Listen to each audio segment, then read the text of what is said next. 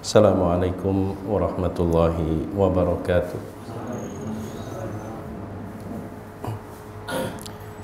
Bismillahirrahmanirrahim.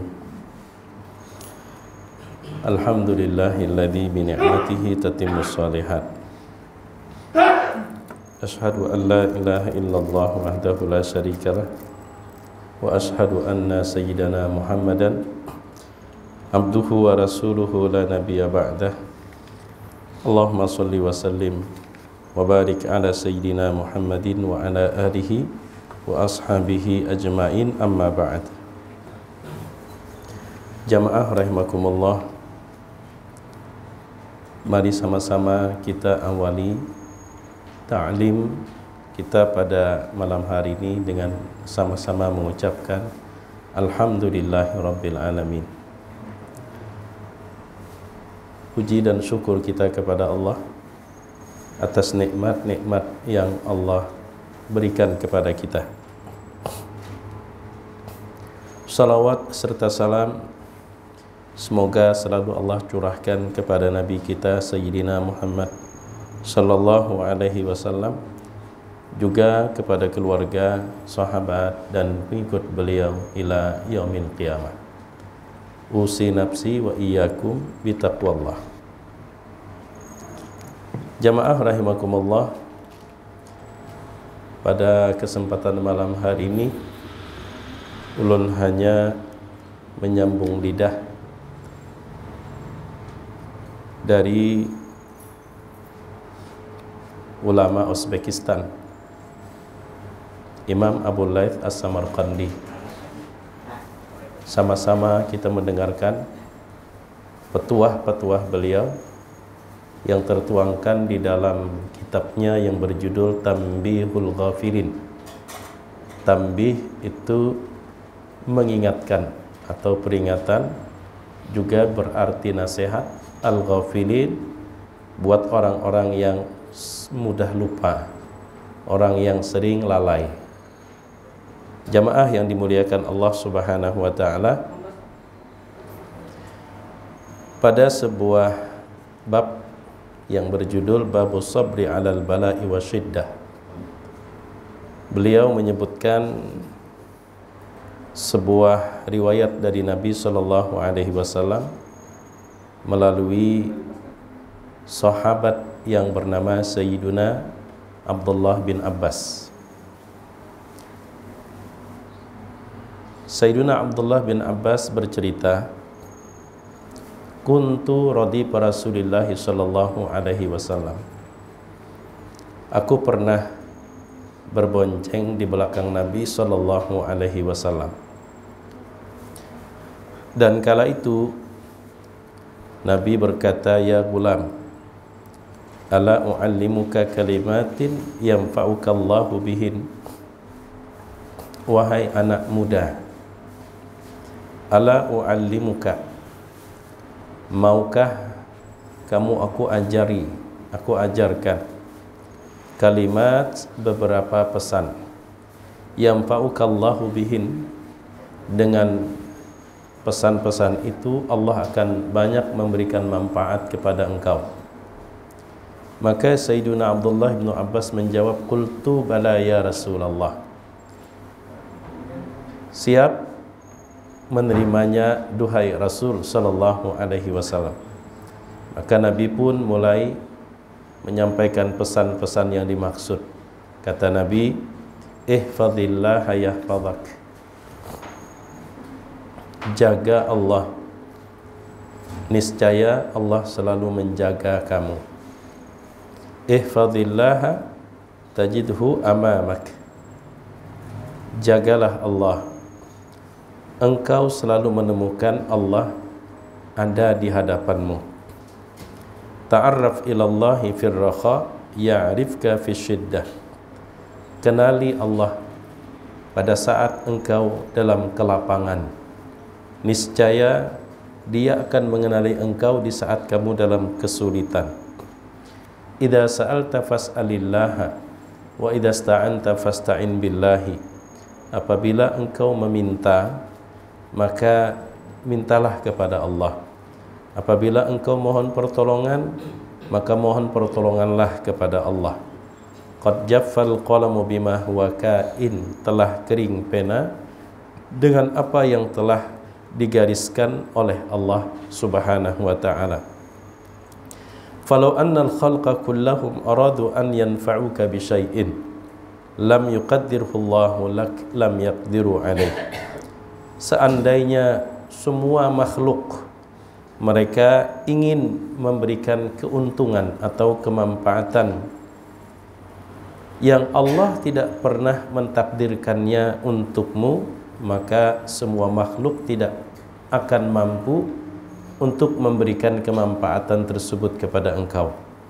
Wa in aradu an yadurruka bi syai'in, sebaliknya jika semua makhluk itu ingin mencelakaimu, lam yaktubhullahu alaik, yang mana Allah tidak pernah menggariskan kecelakaan itu atas dirimu, lam yaqdiru alaih, mereka pun tidak akan bisa dan tidak akan mampu mencelakaimu. I'mal lillahi bisyukri wal yakin, beramal bekerjalah karena Allah penuh dengan syukur dan penuh dengan keyakinan.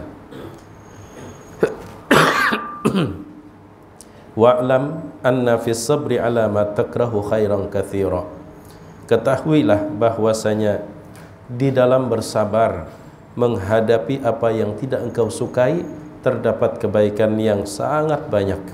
Wa anna nasra ma'as sabr, ketahuilah kemenangan itu hanya bersama kesabaran.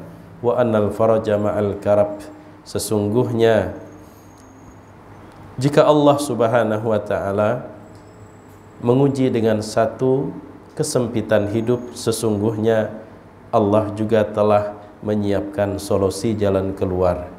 Wa anna ma'al usri yusra, dan di balik kesulitan selalu ada kemudahan. Jamaah rahimakumullah, mari kita sama-sama merunut kembali satu persatu pesan-pesan Rasul sallallahu alaihi wasallam, dan mudah-mudahan dapat kita aplikasikan dalam kehidupan kita secara tindakan perbuatan maupun secara pikiran dan perasaan. Karena pesan-pesan Nabi sallallahu alaihi wasallam yang baru ulun sampaikan, yang beliau sampaikan kepada Sayyiduna Abdullah bin Abbas, ini mencakup banyak hal, mencakup persoalan akidah, masalah hati, juga masalah syariat zahir yang mesti terus harus kita lakukan. Yang pertama, ihfazillaha yahfazak. Hafidha yahfadhu hifzan, itu bisa berarti memelihara, juga bisa berarti menghafal. Maka ihfazillaha yahfazak, kalau dari beberapa referensi yang ulun baca, umumnya para ulama menjelaskan kurang lebihnya begini: pelihara aturan-aturan Allah. Yang mana Allah suruh maka kerjakan, yang mana Allah larang maka tinggalkan. Mana batas-batas yang tidak boleh dilewati, maka berhentilah sebatas itu. Maka niscaya Allah pun juga akan memprioritaskan seberapa besar kita mengutamakan aturan-aturan Allah. Pelihara Allah, Allah akan pelihara kamu. Ikuti aturan Allah, hidupmu dunia akhirat menjadi terpelihara.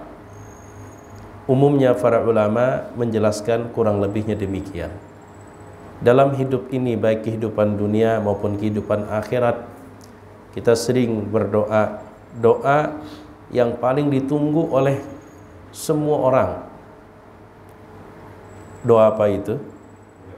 Rabbana atina fid dunya hasanah wa fil akhirati hasanah wa qina adzabannar. Itu doa yang paling ditunggu oleh semua orang. Kalau ada seorang guru ustadz yang berdoa panjang maupun pendek, itu bilanya sudah terdengar Rabbana atina fid dunya hasanah, yang ngantuk jadi segar. Itu tandanya doanya hendak ditutup sudah. Makanya doa yang paling ditunggu-tunggu itu yang bila kedengaran Rabbana atina fid dunya hasanah wa fil akhirati hasanah wa qina adzabannar. Nang tadi sudah loyo mengangkat tangan segar, yang tadi ngantuk pun juga hilang ngantuknya. Kenapa? Karena berkesimpulan ini doa mau ditutup sudah. Apalagi kalau doanya panjang sampai turun naik angkat tangan, ngantuk sudah mandak di atas paha aja lagi. Banyak sudah mendengar bagian Rabbana atina fid dunya hasanah, semuanya segar. Itu ujar ayahanda Kiai Haji Fahusin Nafarin. Itu doa yang paling ditunggu oleh semua orang, yaitu Rabbana atina fid dunya hasanah wa fil akhirati hasanah wa qina adzabannar. Kita pengen mendapatkan kebaikan di dunia, kita pengen juga mendapatkan kebaikan di akhirat. Kenapa doa itu disebut dengan sapu jagat ya? Karena dunia dan akhirat diborong. Dunia pengen baik, akhirat pun juga pengen baik. Di dunia pengen dijauhkan dari hal yang buruk, demikian juga di akhirat. Maka jawabannya sudah ada. Ihfazillah yahfazak. Anda pengen terpelihara hidup di dunia, sampai ke akhirat, pelihara aturan Allah. Mulai dari hal yang kecil, mulai kita di rumah, bahkan mulai diri kita sendiri, pelihara aturan-aturan Allah. Maka dengan demikian, dengan menjaga memelihara aturan Allah, itu sama seumpama kita membangun benteng pertahanan yang melindungi hidup kita dunia dan akhirat. Sehingga sebagian ulama juga ada yang mengatakan, utamakan Allah, maka engkau akan diprioritaskan oleh Allah. Ihfazillah yahfazak. Itu yang pertama. Kemudian yang kedua, ihfazillah tajidhu amamak. Ihfazillah. Sebelumnya ulun sampaikan kata hafidha yahfadhu hifzan itu bisa berarti menghafal, bisa berarti menjaga, juga bisa berarti memelihara. Maka dari sekian arti yang terkandung dalam kata hafidha yahfadhu hifzan, itu disatukan oleh sebuah makna. Selalu ingat, jangan lupakan.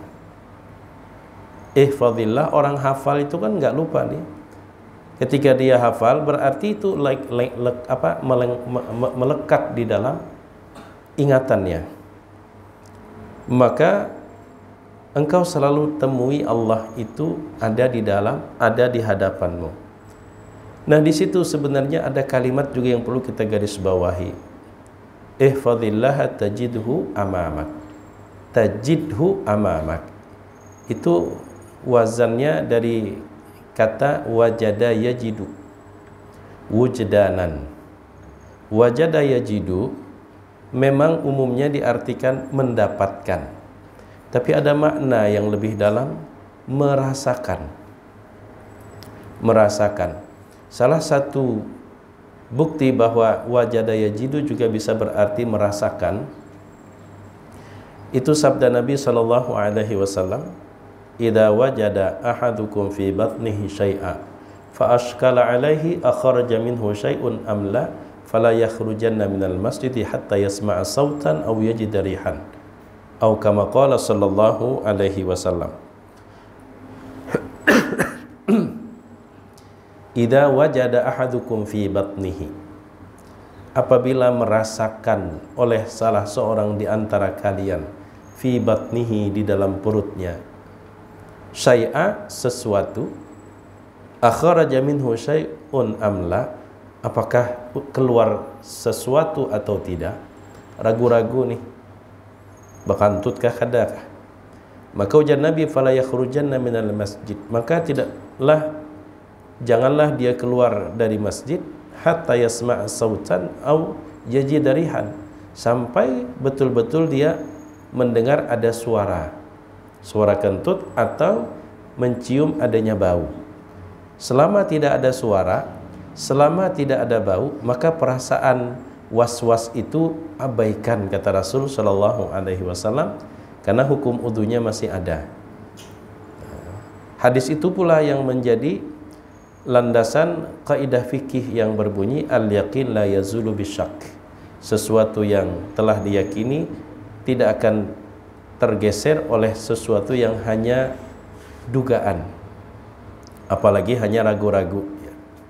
Nah, jamaah yang dimuliakan Allah, sehingga demikian kita akan maknai ihfazillah tajidhu amamak. selalu ingat Allah. Allah itu selalu ada, engkau rasakan di hadapanmu. Nah, di sini ada bahasan yang siogianya tidak boleh kita lewatkan. Sebagai orang beriman, kita meyakini bahwa Allah itu ada. Walaupun kita tidak pernah melihat dengan kasat mata secara langsung. Yang hanya kita lihat adalah karya-karyanya. Melalui ciptaan-ciptaannya itulah kita meyakini bahwa Allah itu ada, Sang Pencipta. Ketika kita melihat langit, ketika melihat bumi, melihat sekitar kita, maka akal yang Allah anugerahkan kepada kita menyimpulkan tak mungkin ada dengan sendirinya. Pasti ada yang menciptakan. Semakin ciptaan itu luar biasa, maka semakin tumbuh besar rasa keagungan dan kehebatan Sang Pencipta. Karena itulah sebagai orang beriman, kita meyakini Allah itu ada. Dan Allah itu selalu ada. Huwal awwal wal akhir wal zahir wal batin. Adanya tidak ada permulaan, adanya juga tidak ada penghabisan. Dan Allah memang selalu ada, hanya sering hilang dan lenyap dari ingatan dan pikiran. Jadi ada dua hal, Allah itu ada, tapi Allah itu sering hilang. Hilangnya bukan pada realita, tidak, tapi hilangnya dari ingatan dan penglihatan kita, dari pikiran dan ingatan. Ulun berikan sebuah contoh yang sederhana. Saat ini ulun ada di depan pian, duduk di atas kursi. Pada kenyataannya memang ulun di sini dalam musalla ini, sehingga ulun ada duduk di sini dan juga ada dalam penglihatan dan pandangan pian. Tapi ketika pian pejamkan mata, ulun hilang. Tapi bukan hilang dari sini, hilangnya dari penglihatan pian. Padahal ulun tidak pernah hilang, ulun tetap ada di sini. Cuman manakala pian berpajam, maka sudah lenyap sosok ulun dari penglihatan, tapi masih ada di sini. Itulah yang ulun maksud. Ingatlah Allah. Agar Allah itu sebagaimana selalu ada, juga selalu ada dalam ingatan dan dalam pikiran kita. Karena itulah Rasulullah SAW ajarkan kita zikir. Zikir pagi, zikir petang. Bahkan untuk hal-hal yang kita anggap itu hal sepele, Rasul ajarkan bacaan. Salat pun bertujuan aqimis salata li dzikri, untuk mengingat aku, kata Allah, sebab aku sering hilang dalam ingatanmu. Padahal aku tidak pernah hilang. Sekejap pun tak pernah hilang Allah, Maha Suci Allah. Cuman sering hilang dari ingatan kita. Supaya Allah itu ada dan juga selalu ada dalam ingatan dan pikiran kita, maka dibantu oleh Nabi kita Sayyidina Muhammad SAW dengan beliau ajarkan kita zikir, bangun guring, Alhamdulillahilladzi ahyana ba'dama amatana wa ilahin nusur, agar Allah itu hadir dalam ingatan dan pikiran kita. Padahal kita lupakan maupun kita ingat, Allah itu selalu ada. Kita lupakan, tetap ada. Kita ingat pun juga ada. Nah, maka agar Allah Subhanahu wa ta'ala itu sebagaimana selalu ada dan agar selalu ada dalam ingatan dan pikiran, disitulah Allah perintahkan, ya ayyuhalladzina amanu dzkurullaha dzikran katsira. Wahai orang-orang yang beriman, berzikirlah kepada Allah sebanyak-banyaknya. Sebanyak-banyaknya. Fadhkuruni adzkurkum. Ingatlah aku, engkau akan aku ingat. Jamaah yang dimuliakan Allah Subhanahu wa ta'ala, di setiap momen dalam kehidupan kita itu selalu ada zikir. yang bertujuan agar Allah itu selalu hadir dalam ingatan kita. Makanya diingatkan Rasul, ihfadillah tajiduhu amamak. Selalu jangan lupakan Allah, engkau akan merasakan Allah itu selalu ada di hadapan. Maksudnya begini, kita pengen melakukan sesuatu apapun, maka sebelum kita memulai, di hadapan kita ini, antara pekerjaan kita dengan kita itu Allah. Tajiduhu amamak. Engkau rasakan Allah itu di depan kamu. Pengen makan aja, minimal bismillahirrahmanirrahim. Dalam kajian bahasa Arab, ketika orang pengen minum lalu dia mengucap bismillah, huruf jar ba itu kemudian masuk ke kalimat isim, kemudian diidhafatkan kepada lafzul jalalah, yaitu Allah, bismillah, maka maknanya semata-mata dengan rahmat Allah jualah, nikmat Allah jualah, aku bisa minum. Jadi sebelum air itu masuk ke dalam mulut kita, maka kalau boleh diilustrasikan, seakan-akan nih air di depan kita nih Allah. Sebelum kita menyentuh air, maka lewati dulu ini. Ingat dulu yang memberikan nikmat itu kepada kita, yang memberikan air kepada kita. Saat orang pengen makan, bismillah, maka artinya dengan rahmat Allah, dengan karunia-Nya, dengan pemberiannya, aku bisa makan. Pengen berpakaian pun juga sama. Hendak masuk WC, keluar WC, mengenakan baju di depan cermin, kemudian menghadapi hidangan, selesai makan, hendak keluar, turun dari rumah, bismillahi tawakkaltu ala Allah, la haula wa la quwata illa billah. Dan Rasulullah sallallahu alaihi wasallam menjelaskan apa keuntungan orang yang selalu mengawali perbuatannya itu dengan mendahulukan ingat kepada Allah. Kullu amrin dibalin lam yubda bil basmalah wa fi riwayatin bilhamdilillah fahuwa aqta. Setiap perkara baik atau perkara penting tapi tidak dimulai dengan menyebut asma Allah, tidak dimulai dengan bersyukur bahwa ini adalah anugerah dari Allah, maka kurang mendapatkan keberkahan. Berarti ketika sebelum kita melakukan aktivitas apapun, kita mulai dengan mengingat Allah, sekaligus kita memohon pertolongan kepada Allah. Kalau pekerjaan ini berat, minta dimudahkan, maka Allah akan limpahkan keberkahan, bertambah-tambah kebaikan. Apalagi dalam sebuah atau salah satu zikir pagi dan petang, bismillahilladzi la yadur ma'asmihi syai'un fil ardi wala fis sama wa huwas samiul alim. Bismillah, bersama Allah, bersama isim Allah, bersama asma Allah. Alladzi la yadur, yang tidak akan mampu mencelakai, ma'asmihi, selama bersama asma Allah, syai'un, sesuatu apapun, fil ardi wala fis sama, baik di bumi maupun di langit. Nabi ngajarkan demikian. Selain keberkahan Allah limpah luahkan, Allah juga lindungi. Pengen keluar rumah, bismillahi tawakkaltu ala Allah, la haula wa la quwata illa billah.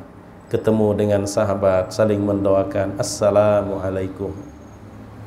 Kemudian pada saat pengen masuk ke pasar, pengen masuk ke masjid, di setiap momen aktivitas hidup kita selama 24 jam, potong masa tidur, itu selalu ada bacaan. Cuman pertanyaannya, kenapa Allah hanya perintahkan kita banyak mengingat, bukan selalu ingat? Bukankah Allah itu bukan banyak ada? Allah itu selalu ada. Kenapa tidak perintahnya selalu ingat, selalu berzikir? Tapi uzkurullaha dzikran katsira, banyak-banyak. Karena memang Allah telah berfirman, la yukallifullahu nafsan illa wus'aha.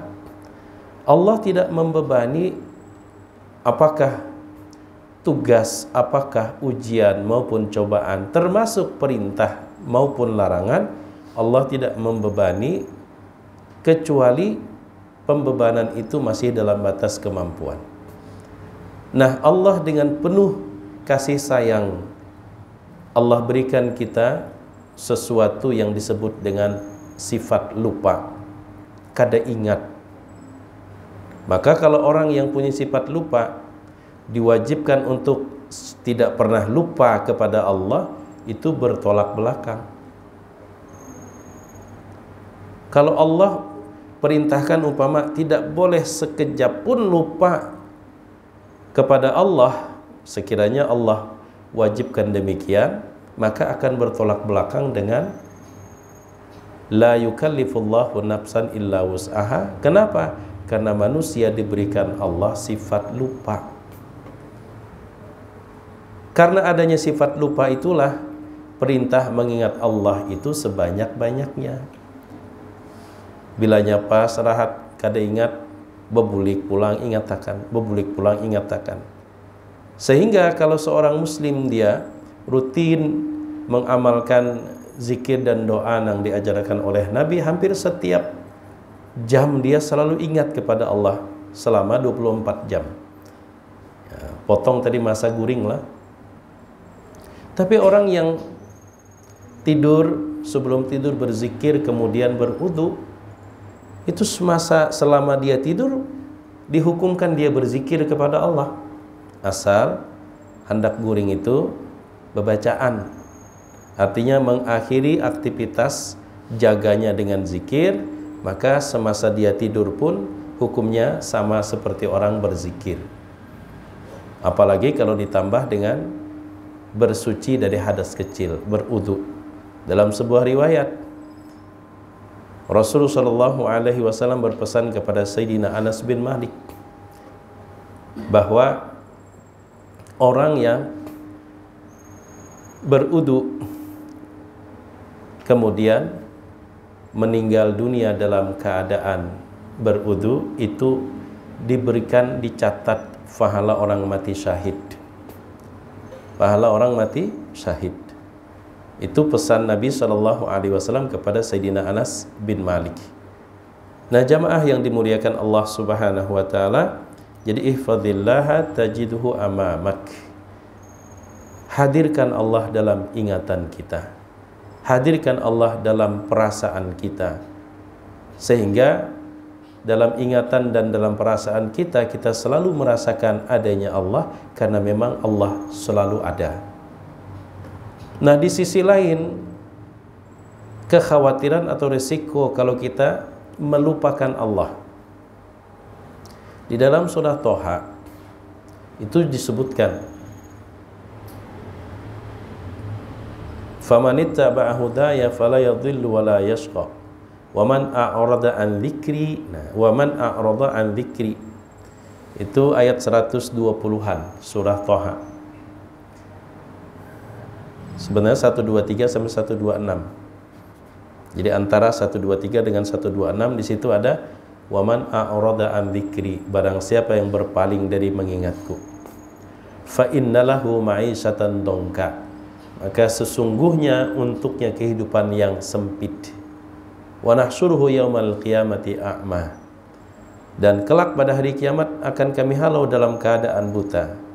Qala rabbi lim hasyartani a'ma, walaupun dia berkata, ya Rabb, ya Allah, ya Tuhanku, lima hasyartani a'ma, kenapa engkau halau aku dalam keadaan buta? Qala kadzalika atatka ayatuna fanassitaha wa kadzalika al-yawma tunsa. Itulah telah datang kepada kamu tanda-tanda kami, tapi engkau lupakan, maka hari ini pun engkau akan dilupakan. Kita kalau punya teman, dia punya pekerjaan, lalu kita berpikir atas dasar empati, kasihan kalau nggak dibantu. Lalu kita pun berinisiatif, kita luangkan waktu untuk hadir di sampingnya atau bahkan di depannya. untuk siap memberikan pertolongan. Ternyata dicuekinnya kita. Dicuekinnya. Kira-kira apa perasaan kita? Kita udah niat, kita siap loh ingin bantu. Udah bela-belain. Kita ada di depannya. Maksud kita kalau ada apa-apa ngomong aja. Ternyata dicuekinya. Jangankan minta bantu, disapanya pun kita enggak, dianggapnya enggak ada. Bagaimana perasaan kita?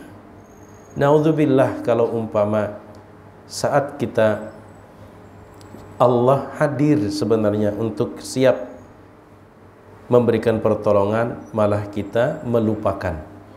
Kita khawatir. Kenapa? Karena ketika Sayyidina Mu'adz bin Jabal bertanya kepada Nabi kita Muhammad sallallahu alaihi wasallam, "Dullani ala amalin yudkhilunil jannata wa yubaiduni anin nar." Tunjukkan kepada aku ya Rasulullah amalan yang memasukkanku ke dalam surga, menjauhkan dari neraka. Maka Rasul, sa'alta an azim wa innahu la yasirun ala man yassarahu Allah taala alaih. Yang kau tanyakan itu urusan berat, urusan besar, tapi mudah bagi orang yang Allah mudahkan. Bagi orang yang Allah mudahkan, Allah selalu siap memberikan kemudahan. Tinggal kita ngerasa berhajat enggak kepada Allah. Nah, jamaah yang dimuliakan Allah, kemudian pesan yang berikutnya, ta'arraf ilallahi fir raha ya'rifka fisyiddah. Kenali Allah sejak kamu dalam kelapangan. Hidup ini digambarkan seperti roda berputar. Saat ini mungkin kita masih kaya, kita masih sehat, kita masih muda. Tapi waktu pasti akan memakan usia kita. Ada kalanya kita berada di bawah nanti. Maka dekati Allah, kenali Allah jauh-jauh sebelum kita menghadapi masalah yang cukup serius. Pada saat kita dalam kelapangan, disitulah seharusnya kita mulai kedekatan kita kepada Allah. Cuman umumnya orang biasanya gitu, bilanya sudah usaha macet, utang tagih hurang, pina rancak kelihatan di musala, di masjid, di majlis, di mana-mana menyasah ke sana kemari. Umumnya orang seperti itu. Tapi mun pian-pian kadalah, karena memang sudah istiqomah, sudah biasa ikut pengajian, salat berjamaah. Sayyiduna Abdullah bin Abbas meriwayatkan, salasun man razaqahunnallahu faqad ruzika khairat dunya wal akhirah. Ada 3 perkara yang jika Allah berikan 3 perkara itu kepada seseorang, maka sesungguhnya dia telah diberikan kebaikan dunia dan akhirat. Yang pertama, ar-ridha bil qada. Ketika Allah berikan hati yang mampu lapang menerima takdir dari Allah, itu kebaikan dunia akhirat sebenarnya. Yang kedua, was-sabru 'indal bala. Ketika Allah berikan hati yang sabar ketika menghadapi ujian. Kesabaran itu adalah kebaikan dunia dan akhirat. Kemudian yang ketiga, wad-du'a'u fir raha. Sudah rajin berdoa, mulai dari hidupnya masih lapang. Rajin sudah berdoa. Pada saat orang umumnya sudah kesusahan hanya rancak berdoa. Imam Al-Ghazali di dalam bukunya Minhajul Arifin itu menjelaskan tentang hakikat doa.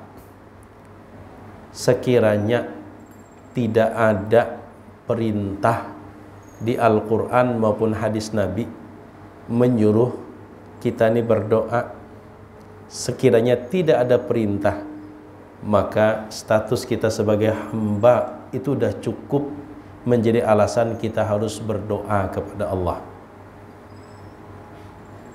Kenapa? Karena kalau orang berdoa itu hanya sekedar melaksanakan perintah. Wa qala rabbukum ud'uni astajib lakum. Berfirman Allah, ud'uni astajib lakum. Ayo berdoalah kepadaku. Kalau orang meminta kepada Allah itu hanya semata-mata lantaran melaksanakan perintah yang ada dalam Al-Quran maupun dalam hadis Nabi. Kira-kira mun kada ada perintah berdoa kadanya. Kata berdoa berarti tidak mengaku hamba dia. Makanya sekiranya kata Imam Al-Ghazali, Nabi kan bersabda, ad-du'a'u huwal ibadah. Doa itulah sebenarnya pengakuan seseorang bahwa dia itu hamba. Merasa kada mampu, merasa lemah, merasa berhajat kepada Allah, lalu diekspresikan, dituangkan dalam bentuk meminta, berdoa karena tidak mampu. Sekarang kata Imam Al-Ghazali, kalau orang itu berdoa kepada Allah hanya semata-mata melaksanakan perintah, sekiranya kada ada perintah pang kada berdoanya lah. Sekiranya tidak ada perintah, apa dia bukan seorang hamba yang tak berdaya?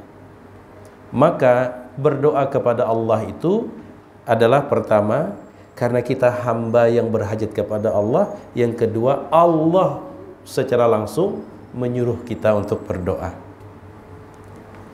Allah secara langsung menyuruh kita untuk berdoa. Makanya kalimat berikutnya, idza sa'alta fas'alillah wa idza sta'anta fasta'in billah. Kalau minta, mintalah kepada Allah. Mohon pertolongan, mohon kepada Allah. Maksudnya ini adalah selalu memohon kepada Allah. Ulun khawatir ya. Memang kita tetap harus menghormati apa yang disebut dengan perbedaan dalam memahami nas-nas agama selama pemahaman itu tidak menyimpang ya.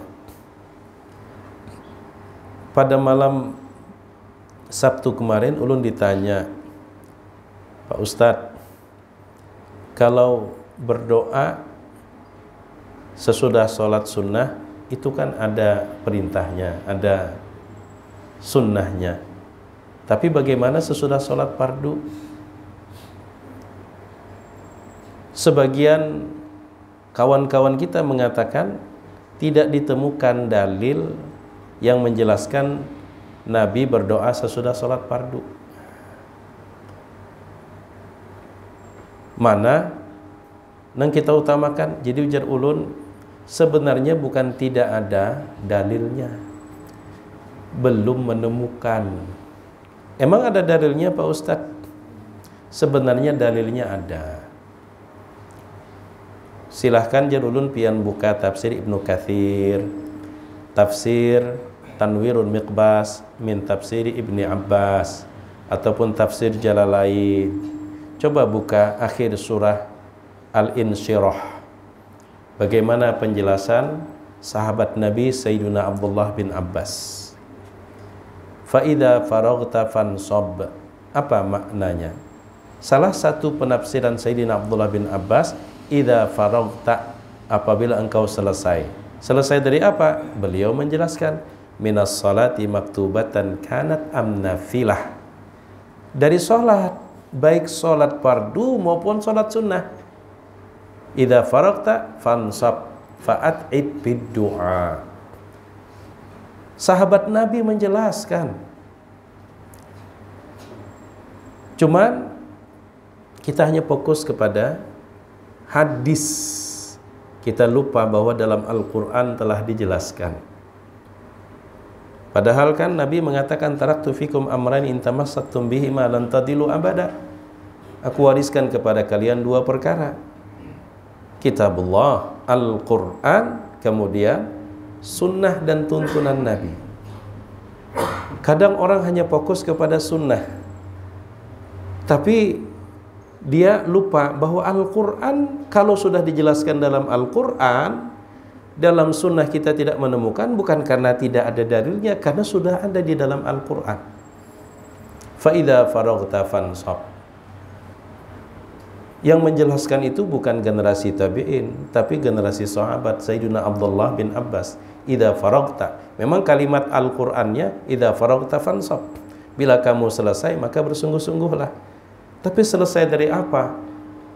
Sayyidina Abdullah bin Abbas selalu menjelaskan, idza faraghta minas salati maktubatan kanat amnafilatan fansab ay fa'at'ib bid-du'a. Makanya kadang-kadang julun kita terjebak, apalagi dalam hal doa. Doa itu hakikatnya pengakuan kita sebagai hamba. Makanya Nabi Sallallahu Alaihi Wasallam berkata, liyas'al ahadukum rabbahu hatta yas'al al-milha wa hatta yas'al syai'san na'lihi dan qata. Mohonlah, mintalah kepada Allah walaupun hal kecil, uyah habis. Padahal juhud di warung, apalagi berjualan sing banyakan, kada perlu berdoa kan gitu. Tetap hendaklah minta, berdoa kepada Allah walaupun yang diminta itu hanya urusan garam atau tali sendal yang putus. Nabi mengingatkan, menjadi hamba Allah dengan berdoa jangan pada saat menghadapi masalah berat aja. Jadilah hamba Allah dengan melalui doa, bahkan pada saat hal yang kecil, karena doa itulah menunjukkan bahwa kita ini berhajat kepada Allah. Dengan berdoa itulah kita menunjukkan bahwa kita ini tidak mampu sebenarnya. Karena itu kita menjadi hamba lalu memohon kepada Allah. Itu sebenarnya hakikat doa, pengakuan bahwa kita tidak berdaya. Bahkan untuk urusan yang sepele pun sebenarnya kita tidak mampu.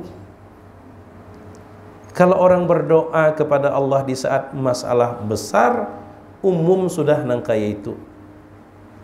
Nang luar biasa itu tetap berdoa kepada Allah padahal urusannya sepele. Ini bukan persoalan urusan yang dihadapi, persoalan dia mengaku hamba enggak. Jangan mengaku hamba di saat kita menghadapi masalah berat.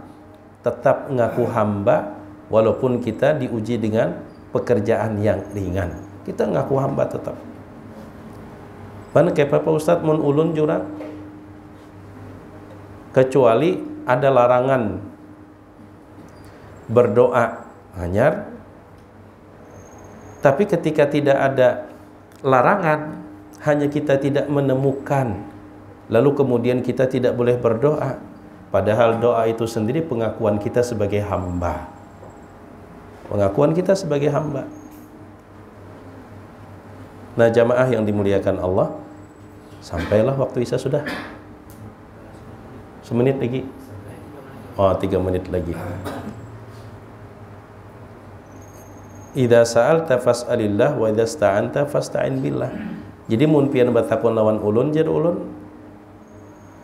berdoa terus pian jangan, karena doa itu hakikatnya adalah kita mengaku kita itu berhajat kepada Allah.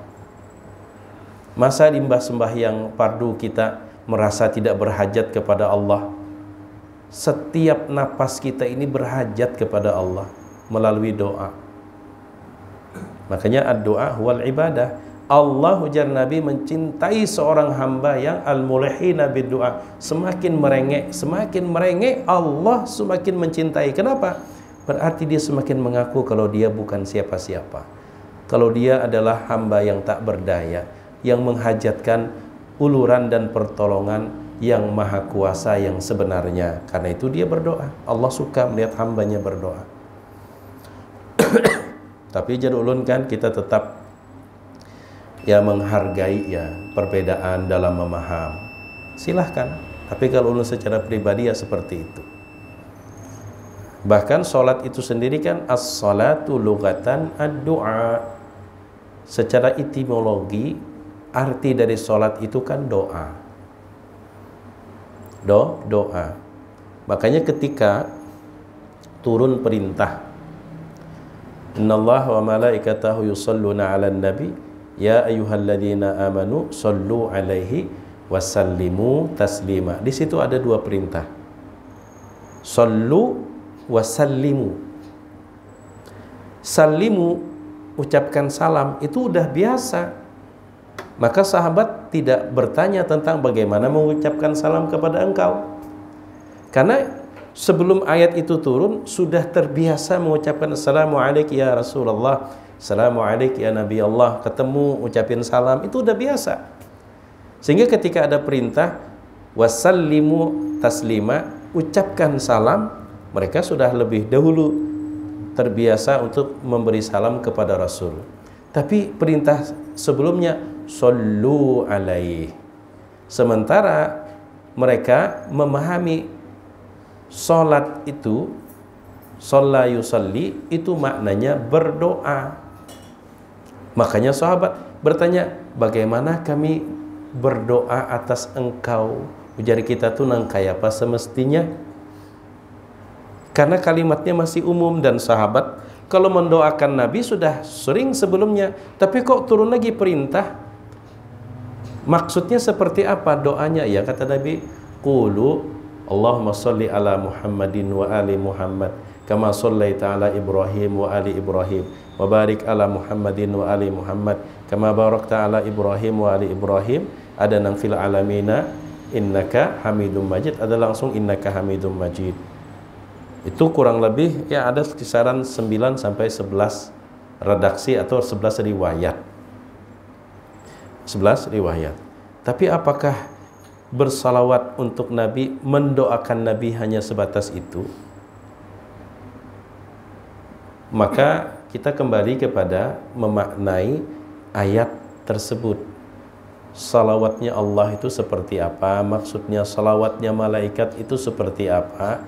Salawat umatnya untuk Nabi seperti apa? Para mufassirin sudah menjelaskan. Salawat dari Allah itu limpahan rahmat, salawat dari malaikat itu istighfar, salawat dari umatnya itu adalah ad-du'a'u birrahmah, memohon agar Allah curahkan rahmat kepada Nabi. Nah, dari situlah kemudian para ulama mereka tidak membatasi mendoakan rahmat untuk Nabi kita Sayyidina Muhammad, tidak hanya membatasi sebatas salawat Ibrahimiyah. Salah satunya pengantar buku Tarjih Muhammadiyah, Alhamdulillahirabbil alamin wassalatu wassalamu ala sayyidina Muhammadin. Itu salawat bukan? Salawat. Atau seperti kita memulai pengajian, pertama-tama mari kita ucapkan puji dan syukur kepada Allah, kemudian salawat dan salam semoga Allah curahkan. Itu salawat bukan? Salawat juga itu. Kita memohonkan kepada Allah agar Allah curahkan rahmat dan kasih sayangnya. Nah, hanya saja untuk salawat Ibrahimiyah itu udah baku bila di dalam sholat. Di dalam sholat. Karena shollu kama ra'aitumuni usolli. Tapi di luar sholat silahkan. Mau pakai Sayyidina pun gak ada masalah. Bahkan ulun pun secara pribadi, ya, secara pribadi, kalau ada nama sahabat, ulun awali dengan kalimat Sayyidina. Sayyidina Abdullah bin Umar, Sayyidina Abdullah bin Abbas, Abdullah bin Mas'ud, Sayyidina Ali bin Abi Thalib. Ulun secara pribadi. Kenapa? Karena ulun malu. Orang-orangnya ketika manggil ulun kada mau langsung Julpakar, pasti Ustadz Julpakarnya. Dengan kata Ustadz itu keinginan menghargai, ya, bukan mengkultuskan. Coba pian jadwal bertulisan situ langsung ngaran kada Ustadz kada awalnya. Ustadz awalnya menghargai. Kenapa orang selevel sahabat kok kita rasa enteng sekali untuk menyebut ngarannya? Sekalian aja jadwal malam hari ini Julpakar Ali, gitu aja. Gak usah dikasih Ustadz depannya, gak usah dikasih LC, apalagi ujungnya dikasih Hafizahullah umpama. Kalau cuman orang-orang selevel ulun aja umpama mendapatkan penghargaan ketika disebut nama, orang rasanya kada purun menyambat ngaran langsung, tapi ada ustadznya. Kenapa orang-orang selevel sahabat Nabi SAW, kalau ada yang membiasakan dengan Sayyidina Umar, Sayyidina Abdullah bin Abbas, kenapa dipersoalkan? Nah, jadi ulun secara pribadi ulun berpikir malu ulun. Karena di mana-mana kalau ketemu selama orang itu kenal selalu Ustadz, pada mau nyambut ngaran langsung. Malah bila ada yang menyambat Julpakar, namun dengar ketulahan nyawa. Ketulahan nyawa aja. Itu kan sekedar penghormatan. Sekedar penghormatan. Apalagi sahabat Nabi itu kan level mereka udulun. Orang-orang yang sudah diberikan pengakuan dari Nabi SAW. Mereka adalah orang-orang adil. Adil itu tidak melakukan dosa besar dan tidak mengekali dosa kecil. Mun ulun pian kadang dosa ganal tigawi paribahasanya udahnya dosa halus dapat penghargaan ustad. Nah itu ulun secara pribadi ya, tapi ulun kada memaksa pian untuk sama, artinya kan itu ulun berharap mudah-mudahan itu bagian dari menghargai, menghormati siapa? Para sahabat Nabi Sallallahu Alaihi Wasallam. Apalagi kalau sudah di pengadilan pian, waktu sidang, mohon izin yang mulia, selalu yang mulia tuh bang, sebelum berpandar, yang mulia tuh ada terus, biar paribahasanya, nang disambat yang mulia tuh gawiannya jual beli kasus dan perkara, biar gitu gawiannya atap di dalam ruangan sidang yang mulia, yang mulia. Selalu yang mulia tuh Pak. Nah ini yang mungkin barangkali dapat ulun sampaikan dalam kesempatan malam hari ini. Jadi cuman sempat kita 3 pesan. Yang pertama, ihfadillah yahfadhak. Kemudian yang kedua, ihfadillah tajidhu amamak. Dan yang ketiga, ta'arraf ilallah fir raha ya'rifka fisyiddah. Adapun idza sa'alta fas'alillah wa idza sta'anta fasta'in billah, itu adalah penegasan dari ta'arraf ilallah fir raha ya'rifka fisyiddah. Nah, ini yang dapat ulun sampaikan. Ampun maaf jika ada salah dan khilafnya. Terima kasih atas waktu dan kesempatan. Terlebih ulun sudah lawas kada berdapat lawan pian di mushola ini. Hadanallah wa iyyakum ajmain. Subhanakallahumma wa bihamdika asyhadu an la ilaha illa anta astaghfiruka wa atubu ilaik. Assalamualaikum warahmatullahi wabarakatuh.